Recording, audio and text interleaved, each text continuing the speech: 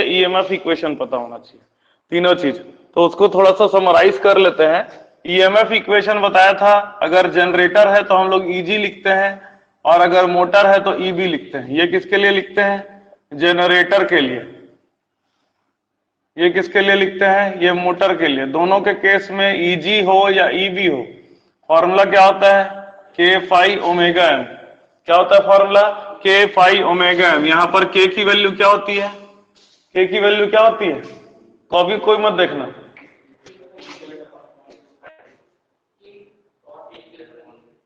बताओ क्या बोल रहे? पी जेड अपॉन 2 पाई ए होता है। पी जेड अपॉन 2 पाई ए होता है। पी क्या होता है? पी बताओ भाई ऋषभ, पी क्या होता है?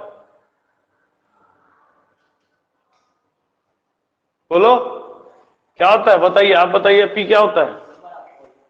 पोल्स। पढ़ नहीं रहे हो? नंबर ऑफ पोल्स बता रहा हूं, जो रिवाइज नहीं करेगा उसको पढ़ने का कोई मतलब नहीं होगा। जेड क्या होता है? जेड बताइए, आप बताइए पीछे क्या होता है जेड? जेड क्या होता है इसमें? आप दोनों में से कोई भी बताइए, जेड क्या होता है? नहीं, नंबर ऑफ कंडक्टर होता है। जेड होता है नंबर ऑफ कंडक्टर। थोड़ा बीच बीच में आप लोग को डांटूंगा, नहीं पढ़ोगे तो। बहुत जरूरी है, समझे? नहीं पढ़ोगे तो बहुत दिक्कत हो जाएगा। कोई मतलब नहीं होगा इतना 2 महीने की पढ़ाई करोगे तो। ए का वैल्यू क्या होगा? ए का वैल्यू क्या होता है? क्या होता है ए? बताइए, आप लोग बताइए, ए क्या होता है? नहीं, नंबर ऑफ पैरेलल पाथ होता है। Number of parallel path.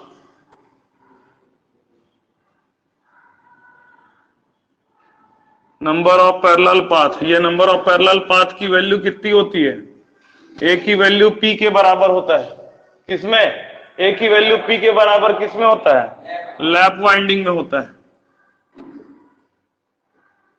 और ए की वैल्यू 2 किसमें होता है? वेव वाइंडिंग में होता है।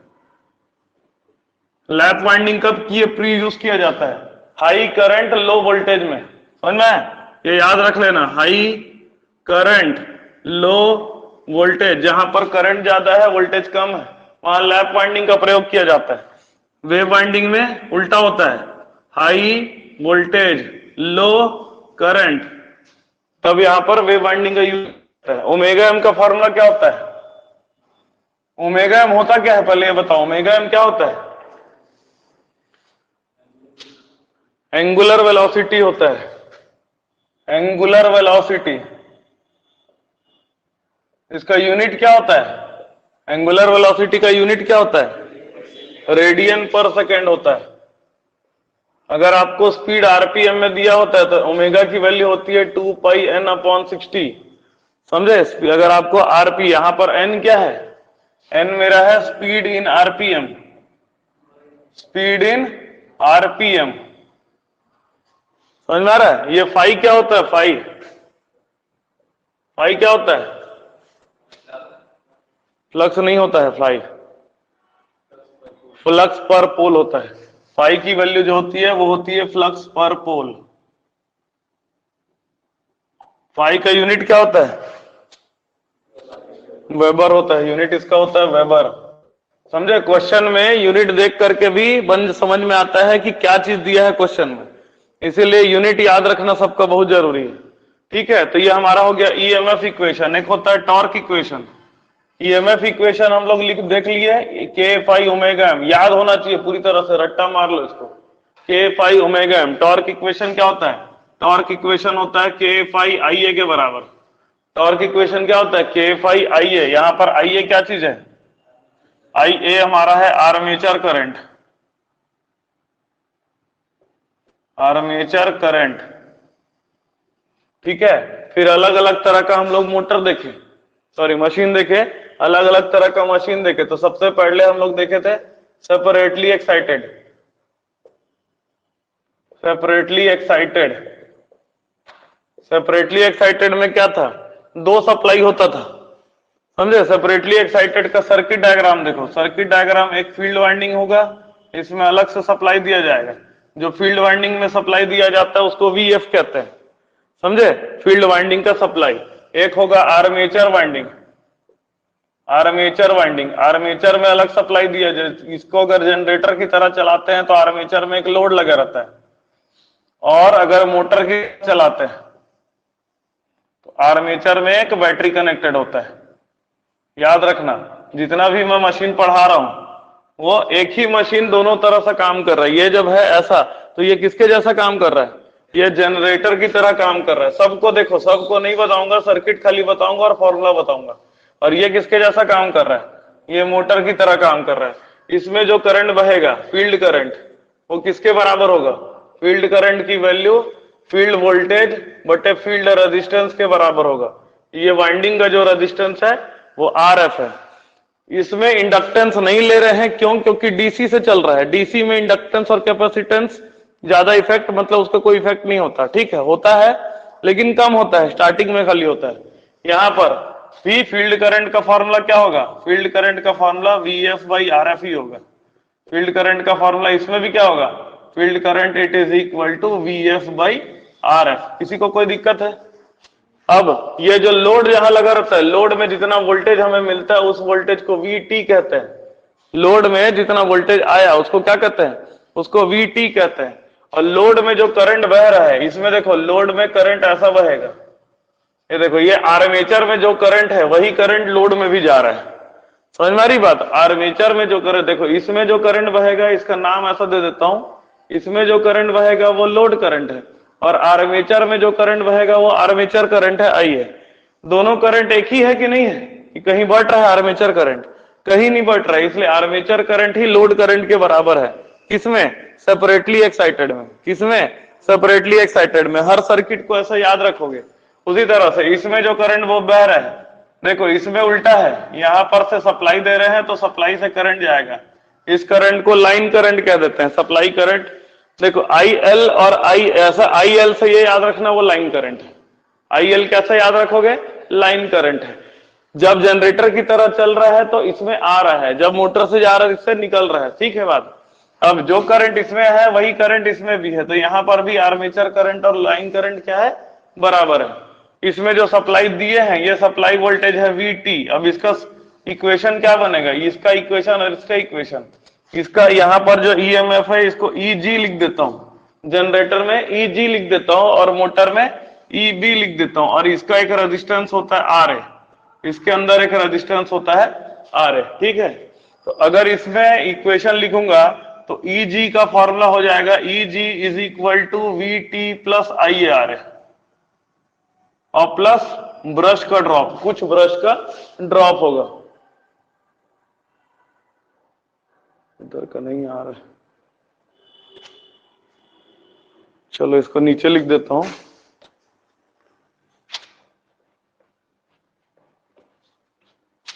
देखिए जनरेटर में हो जाएगा, फॉर जनरेटर, जनरेटर में फॉर्मूला क्या हो जाएगा, जनरेटर में IF का वैल्यू जो होगा VF/RF, और मोटर के लिए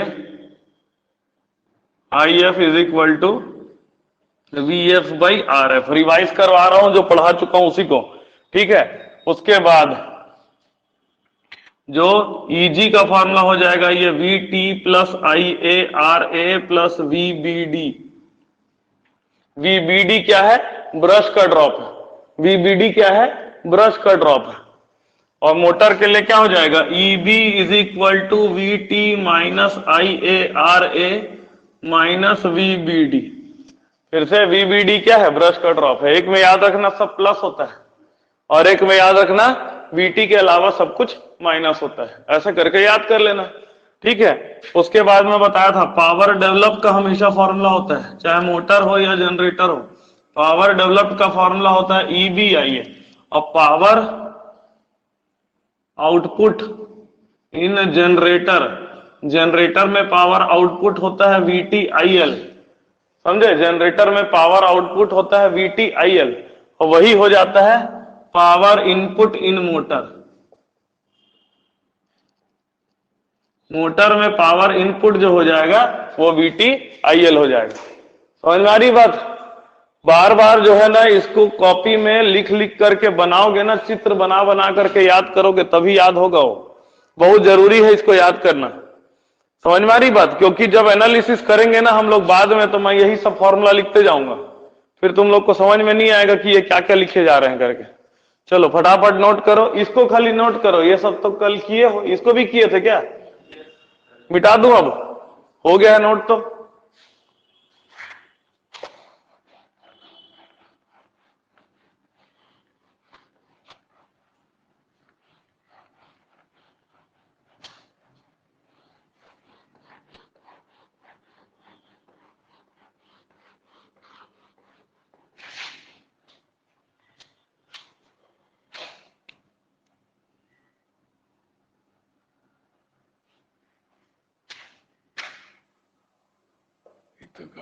ठीक है, अब देखो, अब हम लोग शंट मशीन का देखते हैं।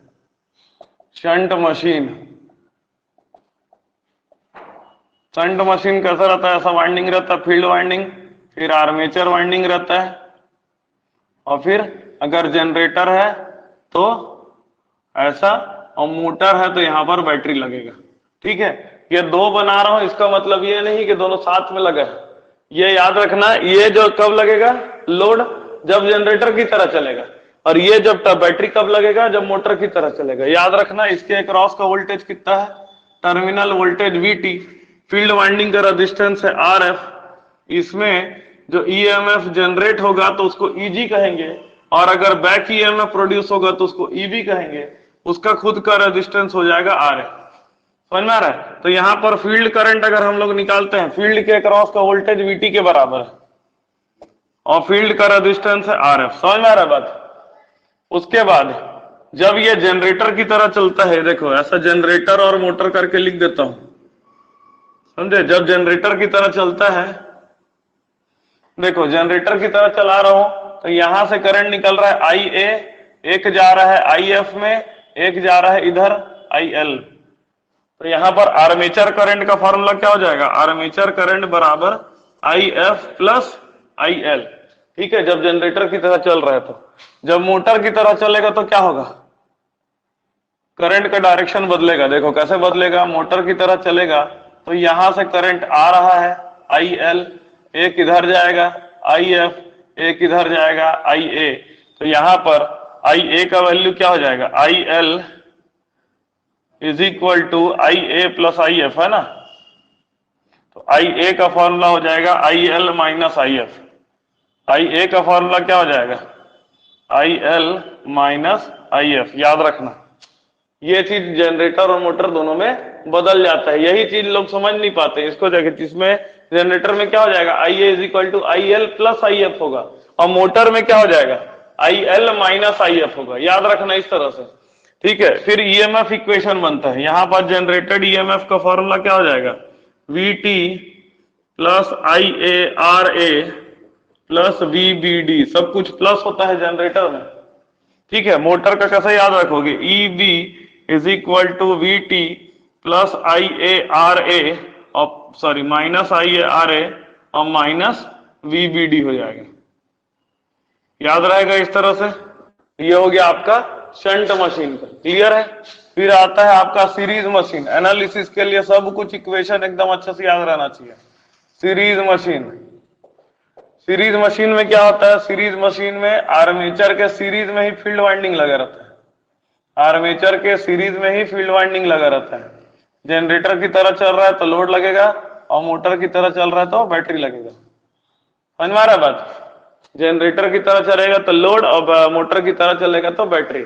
अब देखो, यहां से अगर जनरेटर की तरह चल रहा है तो आर्मेचर करंट ये फील्ड में जा रहा है तो इसको ISE बोलते हैं।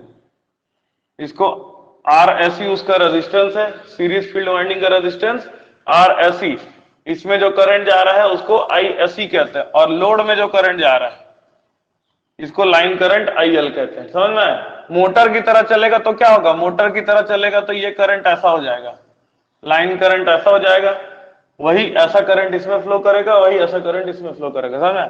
तो अगर ये मोटर की तरह चल रहा है या जनरेटर की तरह चल रहा है, कुछ भी चीज नहीं समझ में आएगा तो बताना, मैं ज्यादा डिटेल बताऊंगा। मैं मोटर की तरह चलेगा तब भी IA, IL और ISE तीनों क्या होंगे, बराबर होंगे, क्योंकि सब कुछ सीरीज में लगा हुआ है।